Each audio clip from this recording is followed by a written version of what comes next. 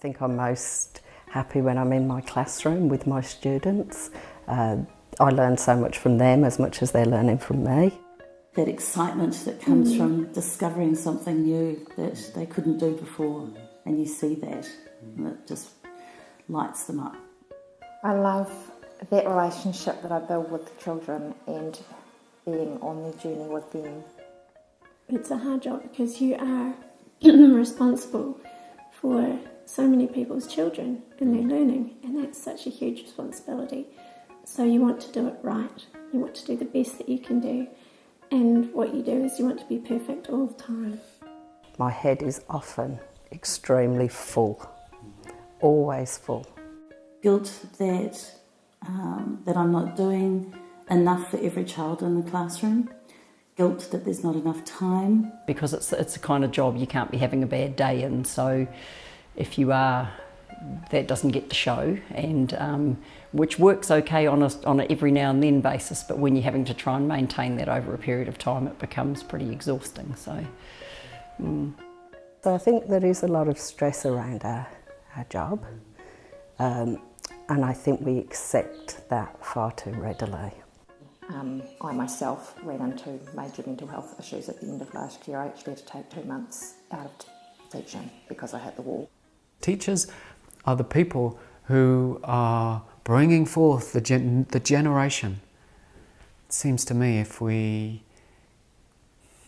want that generation coming forth to be the best it can be, we need to look after the teachers.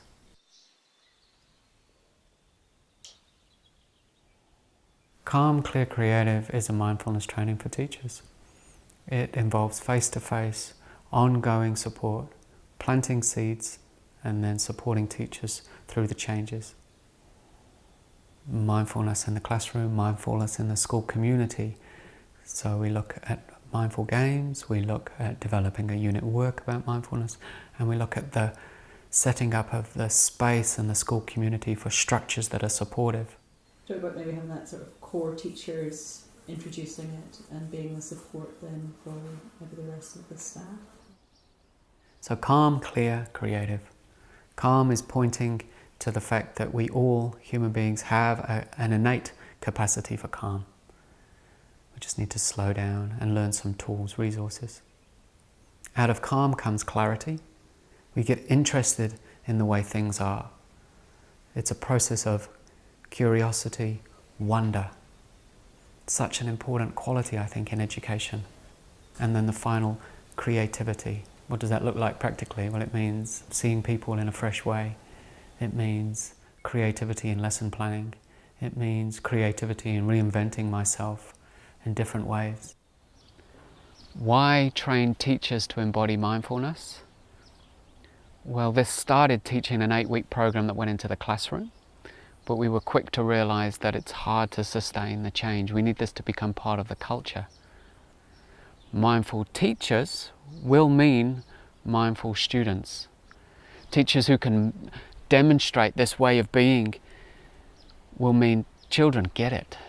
I wish I'd had a teacher that had these tools and was able to teach me how to pause and breathe and just be in the moment, because I think that would have really helped me with my adult life hugely. The vast majority of the consultations that I see as a GP involve some form of stress or anxiety or mental health problem. It's becoming increasingly common. And if that's not the primary reason for someone coming to see their GP, then it almost certainly will feed into some other health problem or crisis which they're experiencing.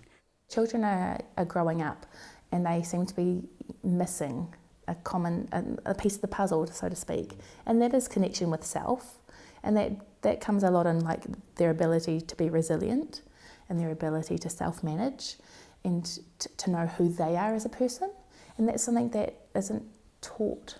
I know our kids that we're teaching in our schools, there's so much going on for them, and I know a huge part of my job every day is caring for my kids as people, not as learners. Who else in society has the capacity to bring forth new ways of being other than teachers. They know their pupils so well, they spend time with the families in the context of the classroom, they know the community, they're involved in the community, and I really feel that in the future of healthcare and the future of education, for all of our well-being, we need to work in a more integrated fashion. If we're looking for an evidence-based, effective way in which to do that, then I think that mindfulness in education's got the most to offer. This, in a way, helps them to help themselves. So if we can do something that's much broader, that helps not only kids who look as if they need it, but even the ones who don't look as if they need it, to me that's a really valuable thing that it's a life skill. We need to find ways of helping people to feel calm. And if we can help people to feel calm, then we give them the ability to live potentially a happier, healthier life. This is about living divided no more. It is about living integrated. For that to happen, we need to feel safe. We need to feel at home in this, our experience. And we need to be able to carry that feeling of being at home, that belonging and security wherever we go. It is in us all, that ability to be calm.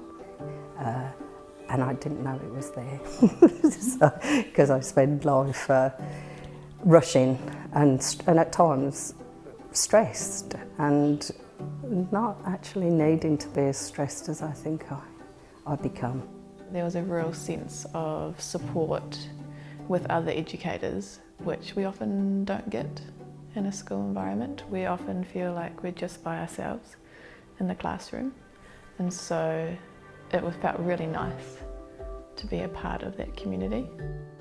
And I haven't seen a better way out there that we can teach our kids to manage themselves or to relate to others.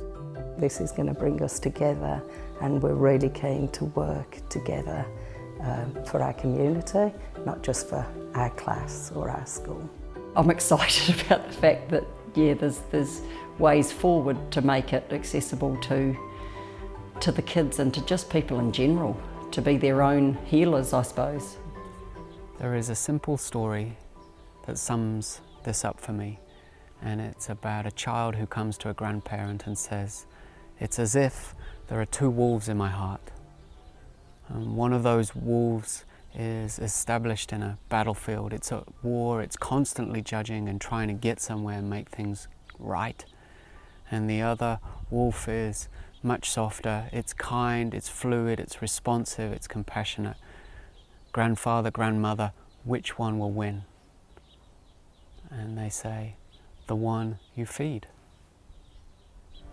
This is about wiring for goodness. It's about recognizing that we are active participants in the worlds that we bring forth, that what we do matters and how we do it matters.